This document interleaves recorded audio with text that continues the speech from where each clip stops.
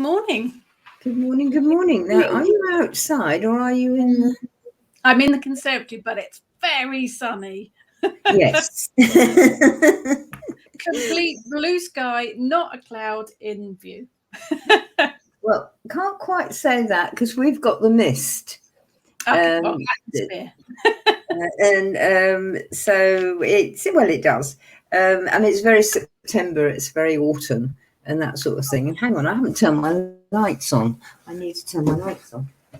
I'm in the dark, I'm in the shade. It'll be better in a minute.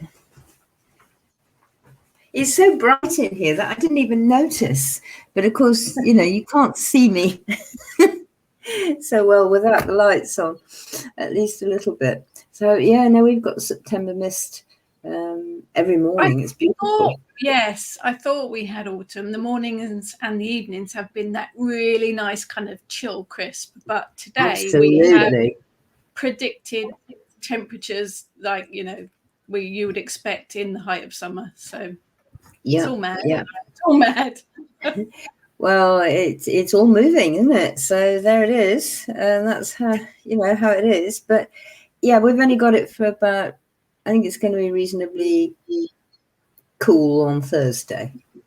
Yeah, I think this is just a kind of last hurrah, I think. Probably. Yeah. I think if it keeps up with the sunshine, which it is saying it might do, I'm very happy with that. Because, I love the sun. And I've missed it. Autumn now. Or it's autumn. Autumn is, I think, my favourite season. It's such a lovely time of the year. And it's going to, some of my trees are already starting to, yellow. Right, yes. Yeah, their local ones are. There's even a few crunchy leaves on the floor already. Haven't quite got that far, but we've certainly got... No, it's certainly got some colour on. Some of the elders are just like sort of moving into a rather lovely yellow. Good morning, Eric. How are you? That's the guard dog because the front door's just opened. Because they'd be terrified of him, obviously. Absolutely, yeah. I can quite understand that. Mind you, well, I suppose no, because his bark's a bit high, isn't it? So he's small. It is when you don't know what he is. It can be quite intimidating. I think he has got, Rottweiler syndrome or something. That's what he thinks he is anyway. Well, he'd probably make a mess of your ankles if he didn't like you. So. But it's not like, you open the door and you've got this large wolf sort of just tucked under your arm kind of thing. I have just had a coffee delivered, thank you. I have a caramel latte delivered, that's what we like. Oh, not too bad at all. No, I haven't got one of those. I decided I'd leave that until afterwards, and then I might actually go and sit outside for a little bit. Yes, it is very nice out there. I think we're going to take Eric down to the seahaven later. I just got, when you said that, I just got the smell of the sea. I haven't had that for so long.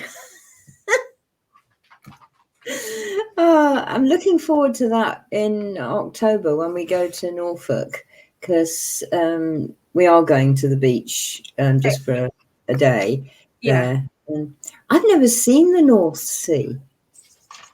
So it's going to be really like, this is different. Yeah. Get a different energy from it, don't you? Yeah.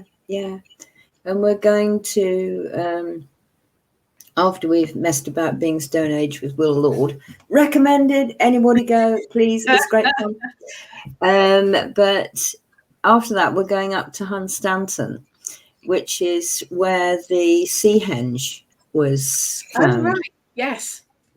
And since we're only, about an hour away from it, Will's, it's sort of like, and it's been on Fiona's and my bucket list forever. It's sort of like, no.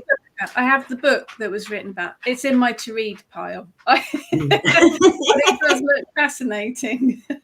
Well, I followed it ever since I first saw it was found, which must have been not long after it was found, which is, I think it was 2011 or something. Not terribly long ago. No. And I thought, oh my God.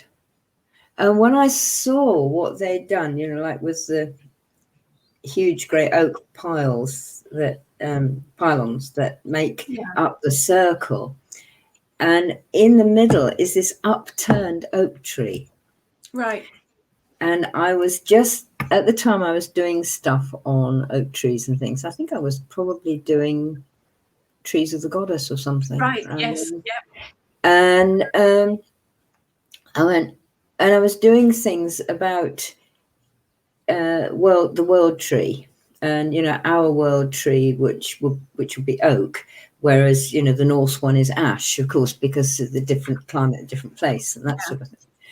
And I found something and I cannot remember where now, in an old story probably, or something like that, about the roots reaching to the heavens and the branches reaching down to Mother Earth. Right. Yes. And then this turns up, and I'm sitting there going, my God, it's smacked. I said, oh my God, yeah, and I'm sure it was something in like a story or something. Yeah. And so then you actually find, 4,000-year-old, when we did it, you sort of go, oh my God. Mm. Yeah, it's all fascinating, isn't it? It's just, well, I never liked history at school, but now that I'm a grown up, it is fascinating. I mean, I was quite good at history because I had a history mistress that I liked, but I didn't like the history. No, it was all sort of wars and battles, yes. and dates and politics and prime ministers, and I thought, this is so boring. I suppose it's such a big subject, isn't it, that they do have to pick specific little areas to focus on. But both my kids have done Second World War, Tudors. They seem to pick kind of odd sections out of it, I guess. It still seems to be sort of quite politically motivated history, which is understandable, if you want to bring up your children to vote the party line or whatever, whichever party line it happens to be. But they're all as bad as each other, as far as I don't know. There isn't anything to vote for, as far as I'm concerned, which quite upsets me, because my great aunt was one of the women who got the women's vote. Right.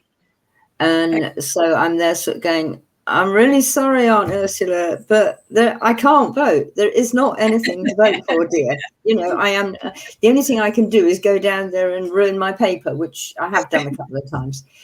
But no, it isn't. But I mean, that sort of history still doesn't. It's like, oh yeah, My husband quite enjoys some of it, and I'm there sort of like, turn it off or put the headphones on or something like that. But I think there's something get down to this old stuff of ours, like what you're doing with the goddess. Yeah, and there's some areas that I think the children should learn about. The Second World War, in particular, I think is important, because what happened there shaped how we are now. And my grandfather was on the D-Day landings. My husband's stepdad was on the Lancaster bombers. It's all relative to how we are living our lives now, and I think that's really important and shouldn't be forgotten. But I think we should be learning about the history of the land that we're living on as well. I think we should learn about our ancestors. Yeah, I do. Listing all of Henry VIII's queens, which I can never do. I can do the old rhyme: divorced, divorced, beheaded, died; divorced, beheaded, survived. I can do that one. My kids know them because there's a children's TV program, Horrible Histories, and they loved it. It's funny, and they do songs and they do sketches and things, all historically accurate, but it helps the kids remember all of the stuff. So my kids do. But I think there are more important areas of history that really we should be learning about, personally. I do.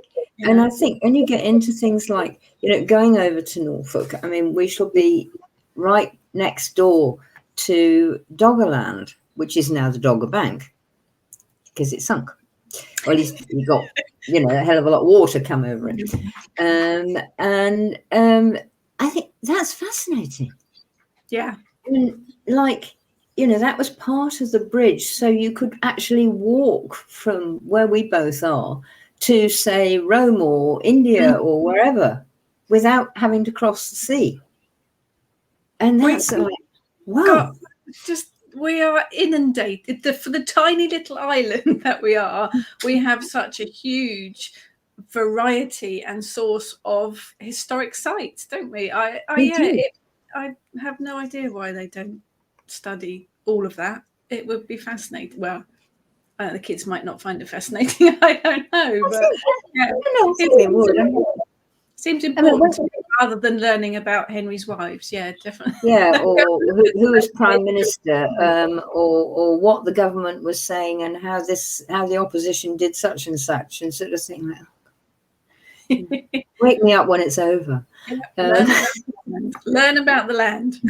Absolutely. And I mean, you get and things like the program Time Team has done and is doing again, and kids love it. Yeah. And they're in there saying, oh, look, I found this bone. Oh, look, I found this. Is this a piece of pottery? And so, when they've gone on with the Time Team, they've actually had this kid pulling a piece of Anglo-Saxon pottery out of the earth. Oh, that's a thrill.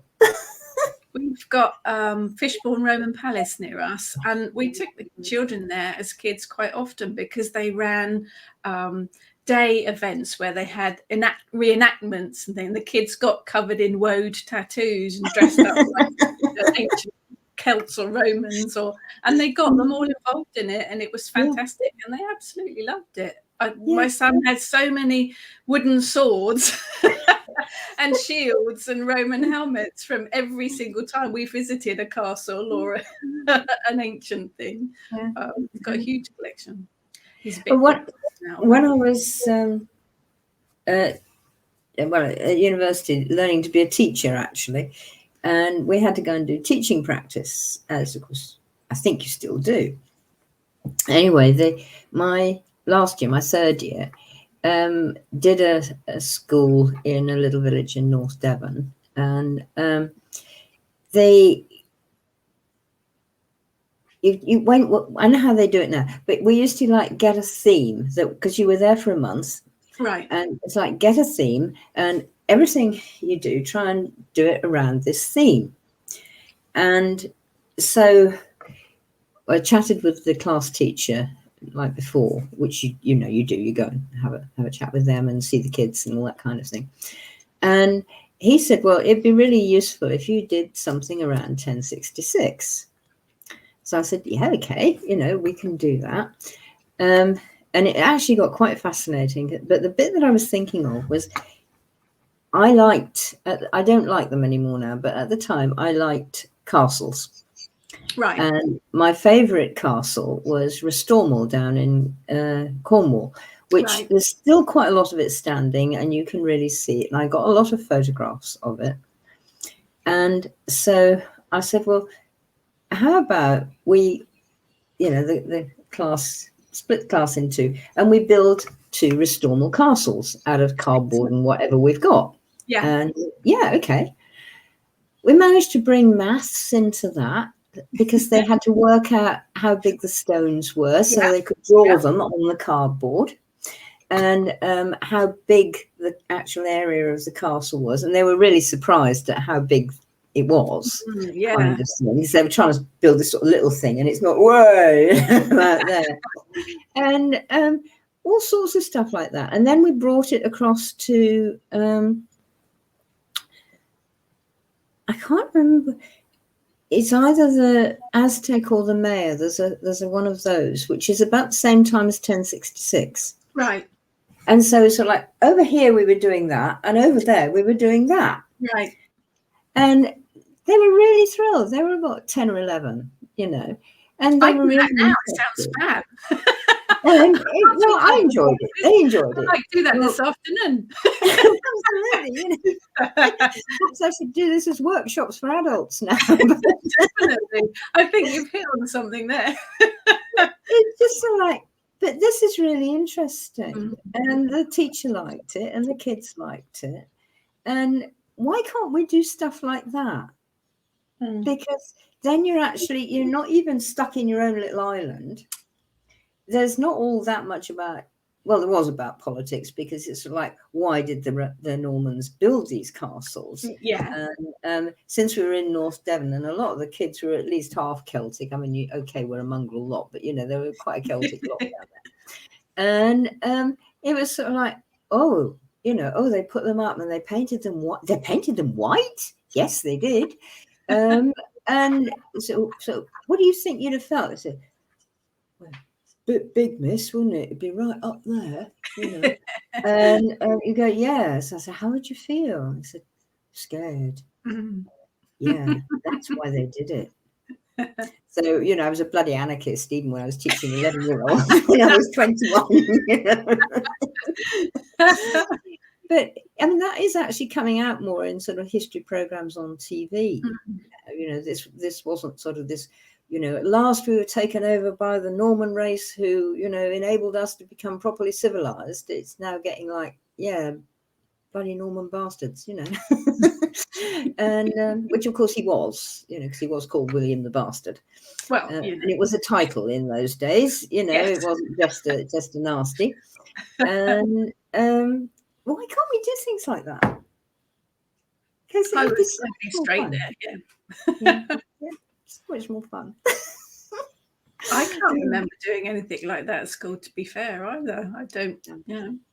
I didn't mind school, actually. I did quite like school, so I think I probably like the social side of it more than the actual work, but I'm quite the other way around. I enjoyed the work and I did not enjoy the social side of it, because most of the kids and I had practically nothing in common. Right. And if all you were interested in was, most of them were sort of interested in, the dance and the social side and the boyfriends and all that sort of thing. Yeah. I got a pony.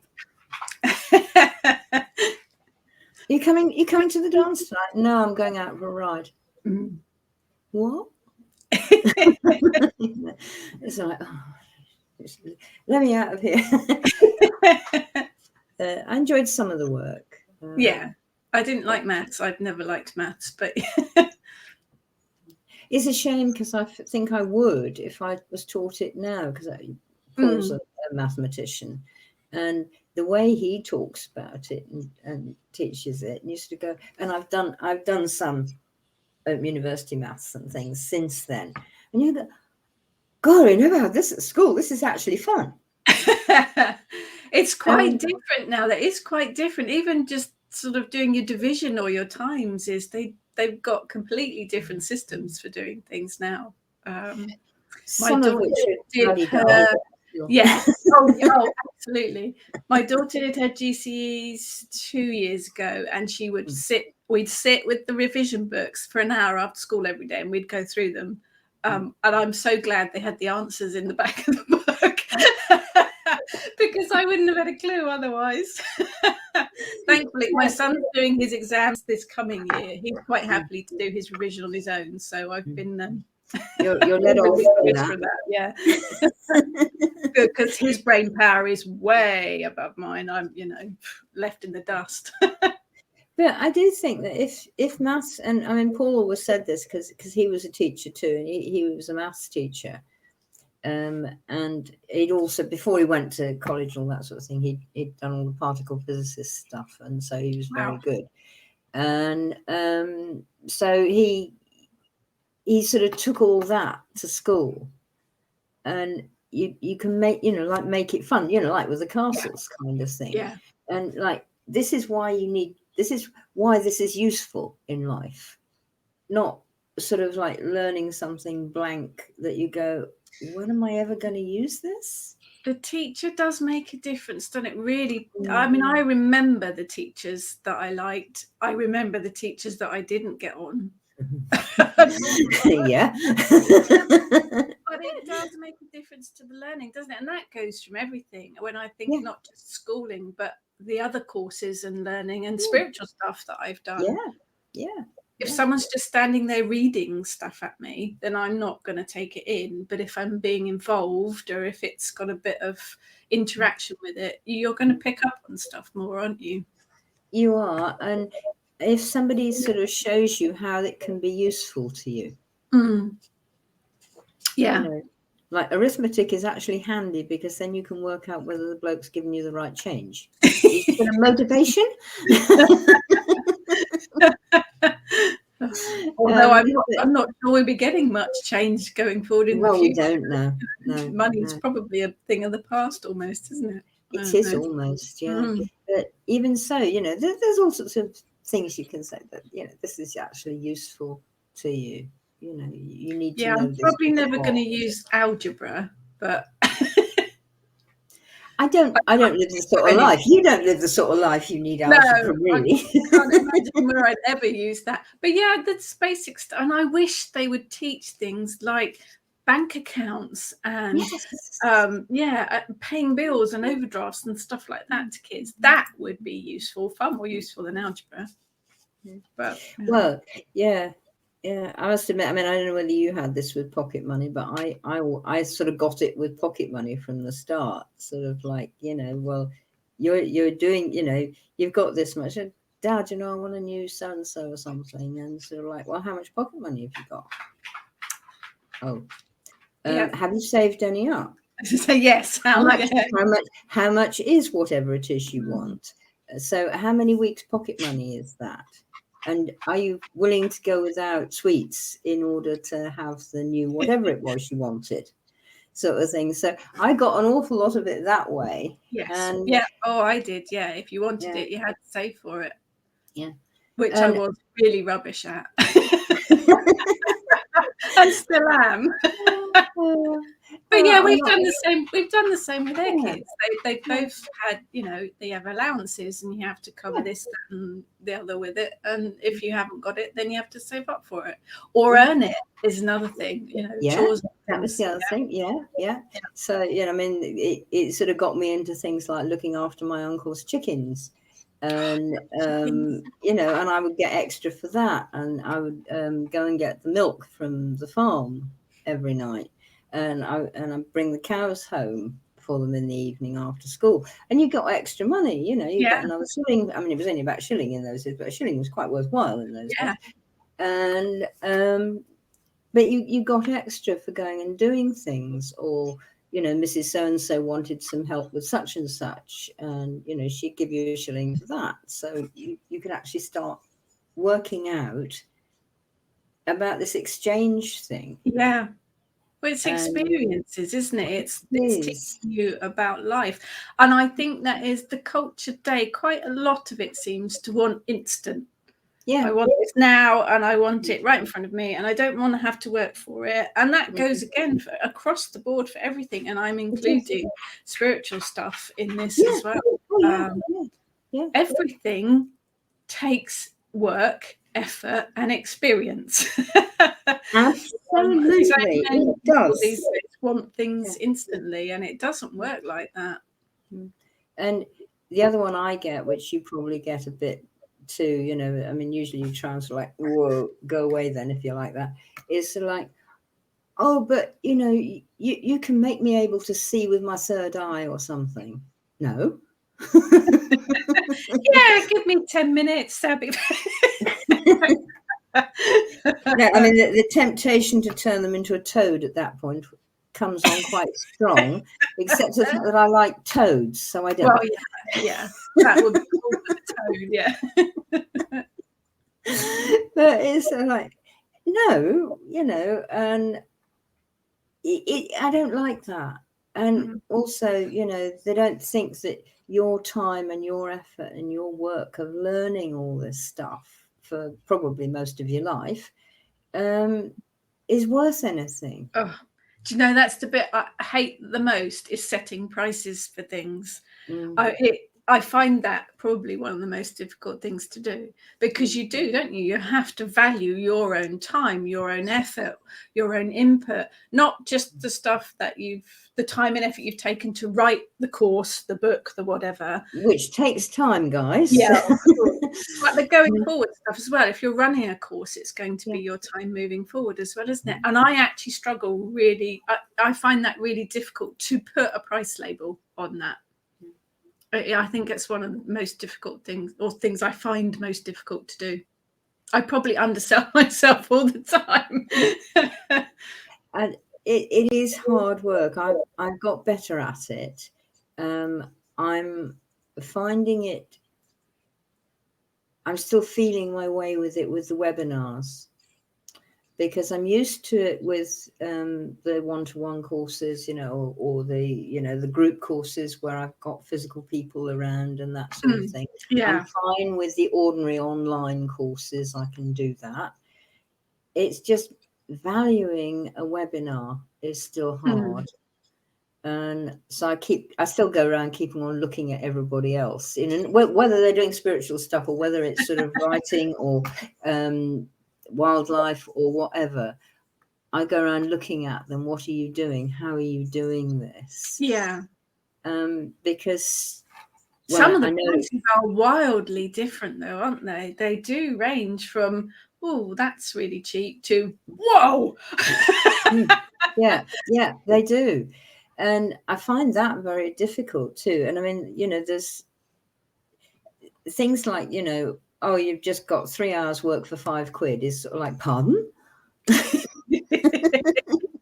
That would be me going, yeah, have it for free. I am rubbish at it. It's sort of like, no, not if it's a webinar and you've got them and you're talking to them and you're getting them involved and you're doing them exercises and all that sort of thing. It's sort of like, no, you wouldn't expect that if we were actually all in the same room doing this course. So, this is the same sort of thing, and you are going to do it and you are going to get the effort. And it's still, I've done some already because I'm using the technique with the students now, and it's quite hard work online, just as it is when you're actually physically there with them. Yes. And it's the stuff you don't see as well, though, isn't it? I decided to have a major website overhaul for my sins. I spent all day yesterday just sorting out images to use. That was like all day.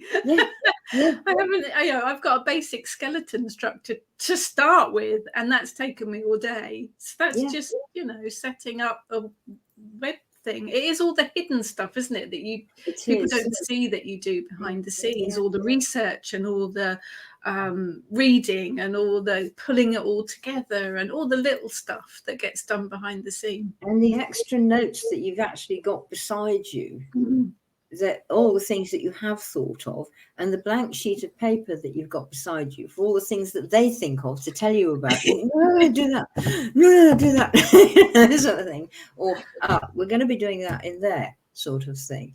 So when you're actually going there, you're not just being an automaton talking into the machine. You're actually listening to them, watching. As you still have to do, which is okay with Zoom, you can do it. You've got sort of half a dozen of them, and you can watch everybody's face, and you've got to do it to see what's actually going on with them, just the same as you would as if they're in the room. And you're always watching everybody in the room to make sure how it's going down. Because some people won't say when it's well, exactly. But some people won't say when they don't understand. But they give a visual tell. Their face will tell.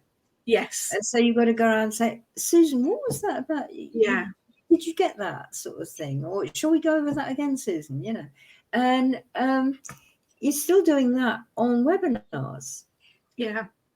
I think the other thing I struggle with as well, from the payment point of view, when I first got asked to go and give a talk at one of the festivals, I was petrified, but really excited.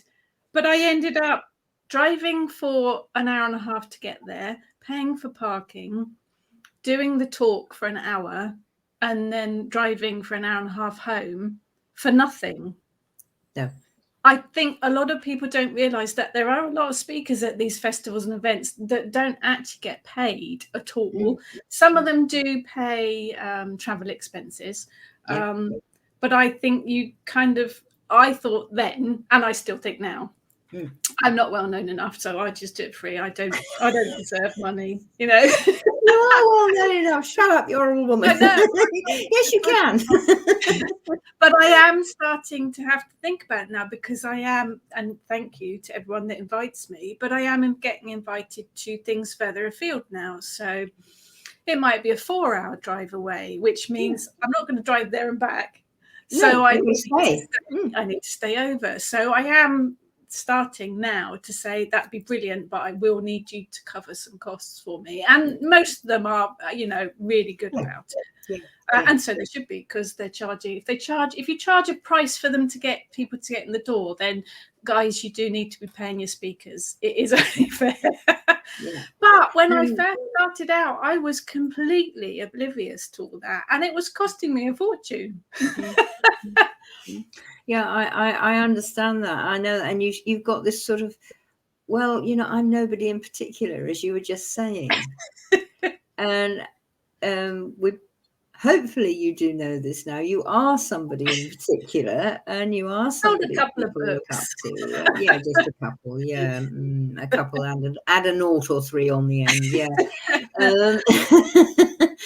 And you know, if you're driving like sort of 3 hours and then doing a 2-hour talk and then driving 3 hours, which I wouldn't do either. No, sorry, mate, I've got to stay. You know, that's 8 hours. Yeah. Of your time. That's a whole day. Yeah. When you're not petrol, doing other things, you're doing things which are actually quite tiring, because surprise, surprise, to give a talk is actually quite tiring. It is, yeah. Yeah. And again, there's all the stuff beforehand, isn't there? There's the preparing beforehand, what you're going to talk about. You know, I don't generally work as a script, but I make notes, and I, you know, quite often have interactive things with me. So exactly. Yeah. And I was doing that for Mercian on Saturday. Oh yes. It's great. But I thought, I know I need a format, and it's all online. So to sit and watch me for an hour is probably going to kill everybody. It is a different way of thinking, isn't it? You do have to, yeah. And so I did a little PowerPoint to go with it. And I think it worked very well, because it was giving people pictures, and I was talking, and there were some notes on the page as well. So that there were some points that they can take. Something that I've learned with webinars too is that, of course, you can do screen save on everybody on a slide as it goes past. Right.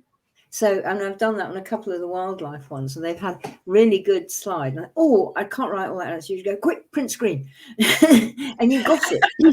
And then you can go back and you go, no, they're saying, yeah. Because I mean, they're talking a lot more than what's on the little slide. But the slide's got the pointers. Yeah. And I thought, I can do that. And so hopefully people have got that and worked it. But I mean, that took me 3 days. Yeah. And not flat out all day, because, you know, your brain would be zigzag. But you have to have a break. So to go off and do the garden or go for a walk or do something and then come back, and the brain would have chugged over and I'd have some more ideas. But like you were saying about the pictures for the website, it was like, I need a picture for this. Where do I get that? What do I put into the Google thing to see whether there's a picture that will do this? And there was one point near the beginning where we were talking like the problems of rewilding and the problems that have got us to needing rewilding sort of things. And one of them is the me point, which we've talked about quite a bit. You know, everything's about me. And the other side of that, well, of course it is. Absolutely. But so I thought, well, it's all very well just saying that, but it's much better if I can get a picture. So I ended up that I found this lovely picture of a sort of hazy view, but this person holding a lens up, and you could really see clearly through the lens. Yeah, that's one for the side. The other side, I managed to find this picture of this quite pretty girl doing a selfie, and together it sort of goes, oh yeah. Yes, now I know what you're talking about. Says it all, yeah. Yeah. But they said it tells 1,000 words, isn't it? Well, it is true, actually. It does help enormously. But it took me an hour to find those two pictures, the right at one. least. Yeah. Because you should look, oh, that's sort of all right. No, that's sort of all right. No, that's not really doing it. And then all of a sudden you get them and you go, yes, that's saying what I want to say. Nailed it. And it just takes the time. And I think that since, I would love to be in the, Jean-Luc Picard era where that money was no problem. There was no money. You did whatever you really wanted to do and you were truly motivated to do it and all that sort of thing. I would love to be there. That is fantastic. I think that's how it should be. I don't want to be wearing his spandex outfit, though. And the costumes were like, oh, please. I still love the stories and I still adore Jean-Luc Picard, but you do look at the costumes and you go, and with an awful lot of them, you look at them and you think, you shouldn't be wearing that. Not overly flattering. No, and it takes me back to one of the old sayings, which I'm sure wouldn't be allowed now, but I'm going to say it anyway, is, somebody walking away from you who really shouldn't be wearing that tight, and it looks like two ferrets fighting in a bag. Yeah, or two hippos in a sack. Yeah, you just go, right. But that's part. We're allowed to say it by ourselves. Yes. Yeah, well, I definitely don't wear clothes like that because I should not. I will put everybody wearing whatever you want to wear. Hey, whatever makes you feel comfortable and powerful. Absolutely. But no, I won't be wearing lycra anytime soon. No, I definitely won't be. I used to, and I'm sure you did, and we both looked absolutely stunning in it. Back in the 80s. But not now. Definitely not. My husband used to wear it back in the 80s on stage. Well, my husband's never worn lycra, I don't think. Well, yes, he did when he was coming. He started to come to dance classes with me for a while, but it's really not him. And he had the figure. He looked good in it. And he was one of the few men who's actually got legs instead of sticks or lumps. But he didn't go for him, so he didn't do it.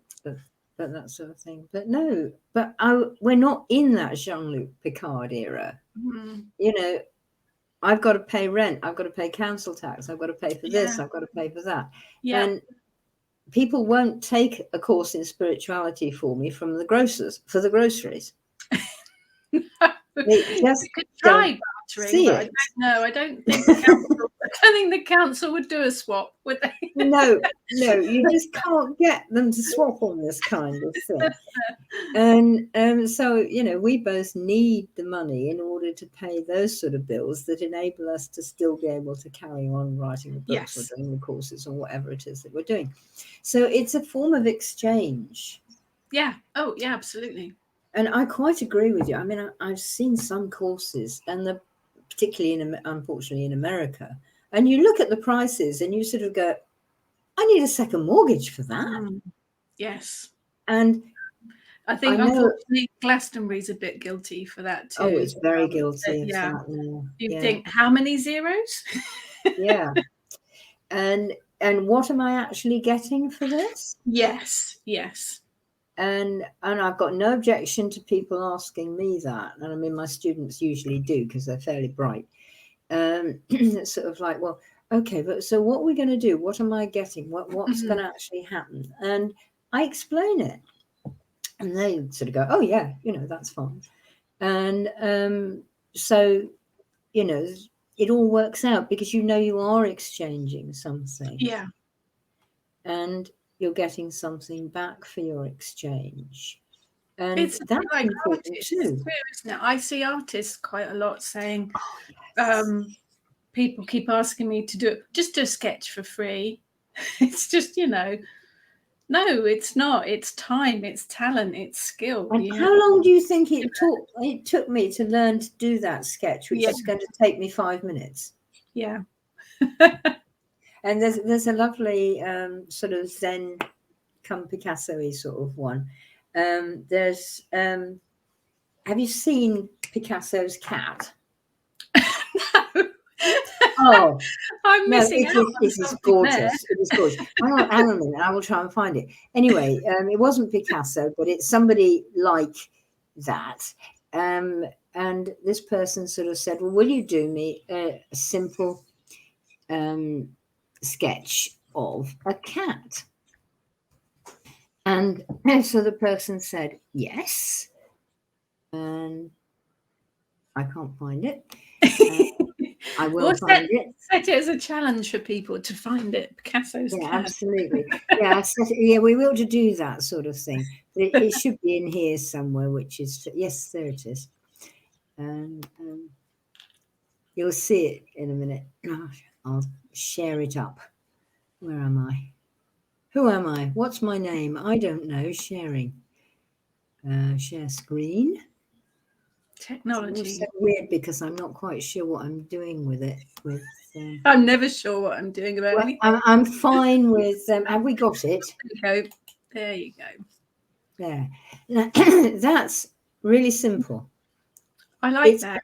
It's totally cat, isn't it? That's a cat, isn't it? Yes. Yeah. It is absolutely totally cat. And there are 1, 2, 3, 4, 5, 6, 7, 8, 9, 10, 11, 12, 13, 14, 15 lines in that. And he would literally be able to whop that off in a minute. Well, I wouldn't, but no, he would, I said. And it's sort of like, yay. So, well, that didn't take you very long. He said, no, it took me 15 years to learn how to do it. Yes.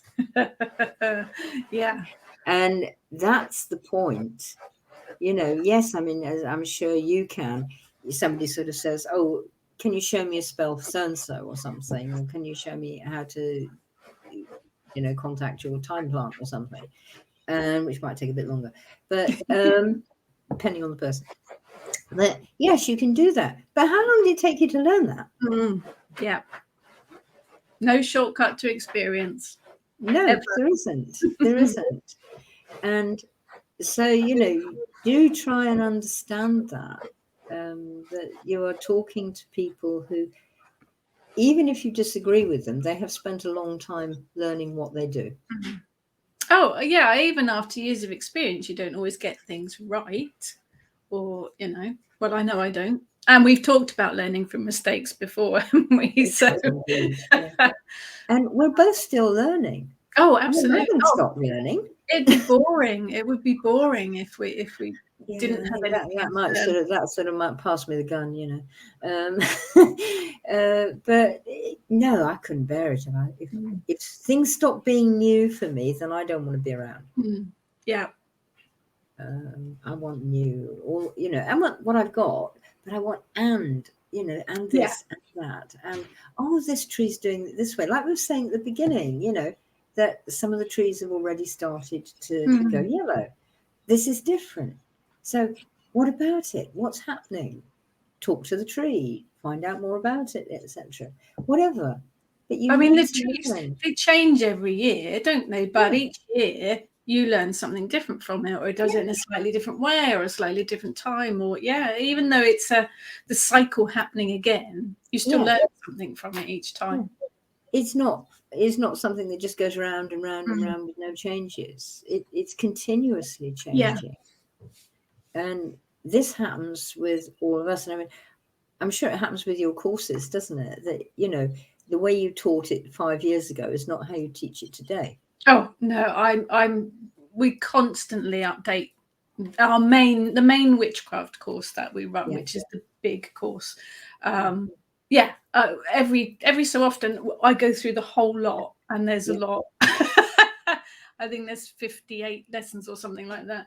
We'll go through them and update and edit, and particularly if I'm writing a book about something and that subject is in one of the lessons, I'll update it from there. So yes, the lessons as they are now, and next year is 10 years for the school having been open. So yeah, the lessons that they were originally are nothing like they are now. No. Always evolving. I'm the same, and I always evolve them every year, partly because the students I've got this year are not the same as the students I had last year. Oh, times change too, don't they? And the way of doing things as well changes to a certain degree as well. And I'm not the same person I was last year. No. And so, I won't be able to. I suppose that's it, really, because neither of us sort of have a rote that we give out every time we're talking to somebody. And I don't really get on with people who teach that way at all. I can't learn from them.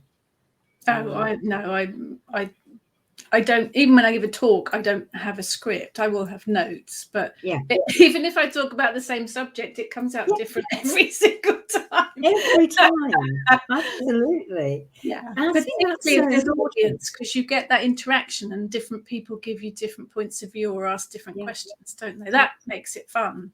Yeah, it does. And I think it's also useful because people, I get people who go back over my blogs and things like that, and I'm sure you do, and your lives and things like that, because you've got them recorded, and people say, "Oh, I was going back to the one you did last year on this. It's really interesting with the one you did last night," and you sort of go, "Thank you, good." Yeah. That was really helpful, because not the same. I think particularly with my witchcraft practice too, when I first started out, it was Wicca, because that was all really there was subject matter to learn from, because it was before the internet.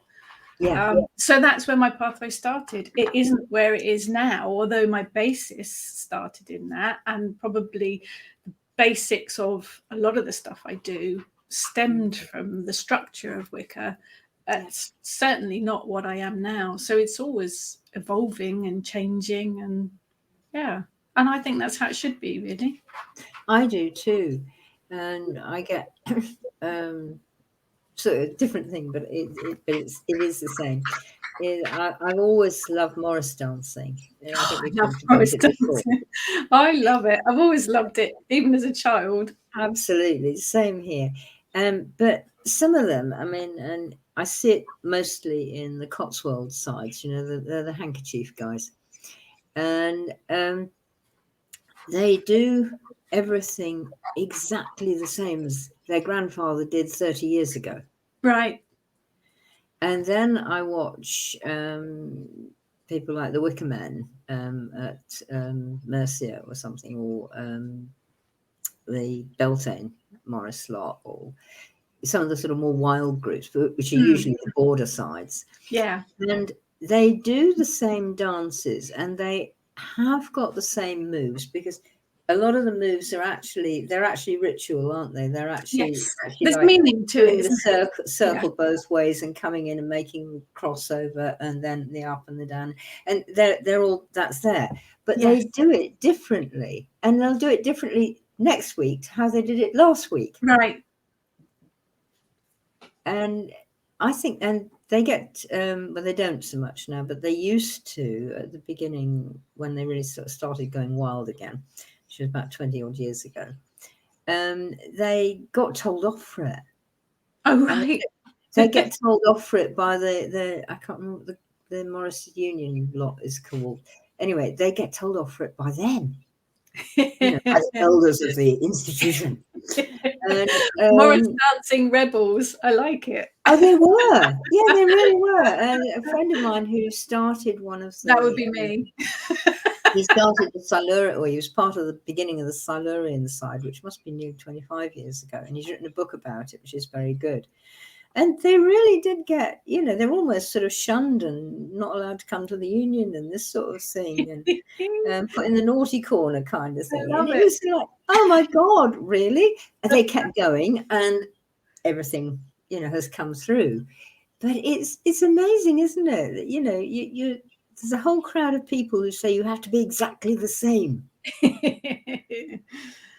I think that particularly, I guess, it's tradition, isn't it? So there is a very long tradition of Morris dancing, and like you say, a lot of it has ritualistic meaning or folklore story. It's all got meaning to it. So I can understand that. We've got to stick to the traditions, but then, like we've just been saying, people evolve, things evolve. So yeah, you to a certain degree you have to move stuff with the times, but still hold on to that history. You do hold on to that basic, like you said, that you still have the basic that you absolutely grew from starting with wicker, but it's not the same now, and the world isn't the same. The people around us aren't the same, and if you actually bother to go and ask other world, they don't actually want flower pots churned out. No, they actually want things to fit. I'm just really pleased that it's still going. I think Morris dancing is one of our traditions that we need to keep going. So if it involves bringing newcomers in by switching it up a bit, then I'm all for it, rather than allowing it to die out. It's something I think we need to encourage, definitely. I couldn't do it. I wouldn't remember all the steps. I would love to do it, but there is absolutely no way I could do it. And yes, I'd remember the steps, but then I've got a dance background, so you do it twice and it's in your body. Right. That's not me. And that's something that happens with experience. Actually, that's something you learn by doing. But the other thing that's happened with the Wildies in Morris is, I mean, there's a lovely one from a few years back of the Beltane doing Beltane at Haytor, Haytor on Dartmoor, and they're calling Otherworld, and they're deliberately doing this as part of the whole ritual, and they've got hundreds of people around them, and they're all joining in. Yeah. When I've been down to All Hallows for Samhain, they call the dead, right? And in the evening as the dark comes down and before the horses come out, and they bring the whole thing in, and they get people. One of the ways they do it is because we're all standing around in a huge, great 12 deep circle.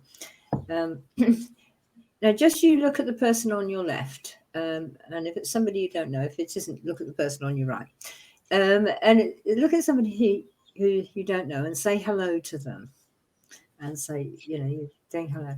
He said, now, just tell them ever so quickly about somebody that you remember from your past who you want to say thank you to tonight at the ritual. Right.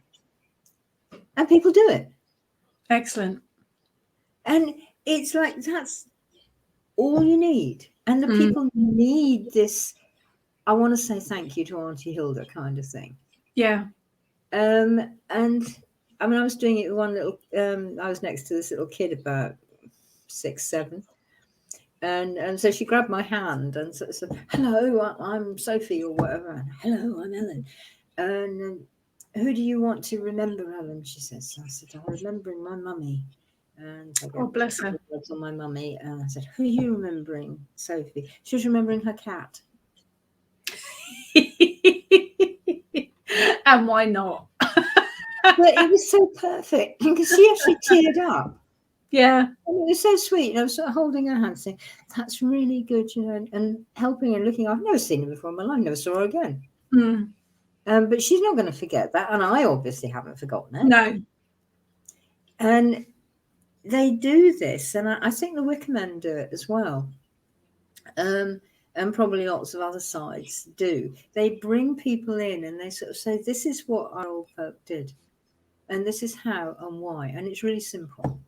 And so people stop thinking, we all sort of roast babies on Saturday nights or something. You just can't get an organic one nowadays. It's really hard. Sacrificial one. But they start getting to realize that actually it's all about people and caring and being together and not hating each other and not it's lack of knowledge. It's lack of knowledge, isn't it? We've done open rituals at a local country park, and quite often we've had people walk past walking their dogs. Actually, quite often we haven't had a ritual yet where someone's dog hasn't run right through the middle of it with an irate dog walker running across the field to get them back. But quite often they stop. And they watch, and you can see them listening and paying attention to see what's. And we've even had people ask to join in before now, which is brilliant. We have, we have. When I've done it, and the oddest people that you'd never think. And a lot of them have no idea. Yes, of course, come in, and you do, because this is what other world want. They want it. They want people to come back to this way of thinking. Not that they want you to give up your mobile phone or even your car or something, but they want people to come back to thinking with them. Yeah, to be connected with them. Yeah, it's all about connection, isn't it? It is. It is very, very much. I have to ask, you have paw prints up that door behind you.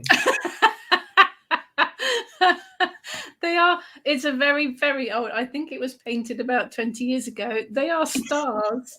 Right. Okay. I'm sorry. Yeah. Okay. No, they're very old. Very old. But that will. I've been getting visions of Eric walking up it, dipping him in the paint, and then plonking him in.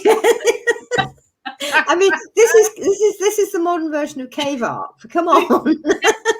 This is my new interior design. Well, we used to sort of stick our hands on the wall and blow paint around the edge of that. Now we stick our dogs in the paint and stick the dog paw on.